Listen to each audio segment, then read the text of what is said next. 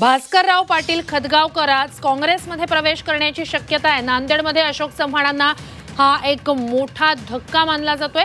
खदगावकर आज काँग्रेसमध्ये प्रवेश करण्याची शक्यता आहे। भास्करराव पाटील खदगावकर हे अशोक चव्हाणांचे मेहुणे आहेत। ते मुंबईत आज काँग्रेसमध्ये पक्षप्रवेश करण्याची शक्यता आहे।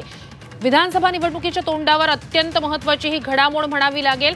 लोकसभा निवडणुकीच्या तोंडावर अशोक चव्हाण भाजपमध्ये गेलेले होते, त्यांना आता खासदारकी मिळालेली आहे। या सगळ्याच्याच पार्श्वभूमीवर आता विधानसभा निवडणुकीच्या तोंडावर मात्र अशोक चव्हाणांचे मेहुणे त्यांची साथ सोडतायत। भास्करराव पाटील खदगावकर आज काँग्रेसमध्ये पक्षप्रवेश करण्याची शक्यता आहे। आज दुपारी हा पक्षप्रवेश होऊ शकेल अशी माहिती समोर येते। त्यांच्या सून मिनल खदगावकर या नायगाव विधानसभा मतदारसंघासाठी इच्छुक आहेत आणि तिथले भाजपचे विद्यमान आमदार, त्यामुळे आता भाजपकडून तिथे तिकीट मिळणार नाहीये हे लक्षात येताच खदगावकर पुन्हा एकदा काँग्रेसमध्ये परततायत। अधिकची माहिती या सगळ्या संदर्भात आपले प्रतिनिधी सतीश मोहिते यांच्याकडून घेऊया। सतीश, ही अत्यंत महत्त्वाची घडामोड म्हणायची का नांदेडमधली, आणि चव्हाणांसाठी हा धक्का म्हणायचा का?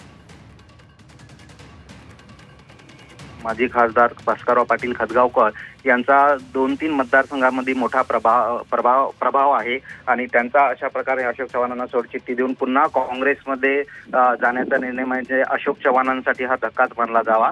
परंतु ही जी तडजोड त्यांनी केलेली आहे ती आपल्या सुनबाई मिनल खदगावकर यांच्यासाठी केलेली आहे। मिनल खदगावकर या नायगाव मतदारसंघातून उमेदवारीसाठी इच्छुक आहेत, मात्र नायगाव मतदारसंघामध्ये भाजपाचे विद्यमान आमदार राजेश पवार आहेत, त्यामुळे मिनल खदगावकर यांना तिकीट मिळू शकणार नाही। यामुळेच आगामी विधानसभा निवडणुकीच्या पार्श्वभूमीवर पुन्हा एकदा काँग्रेसमध्ये परत घर वापसी करण्याचा निर्णय खदगावकर यांनी केलेला आहे।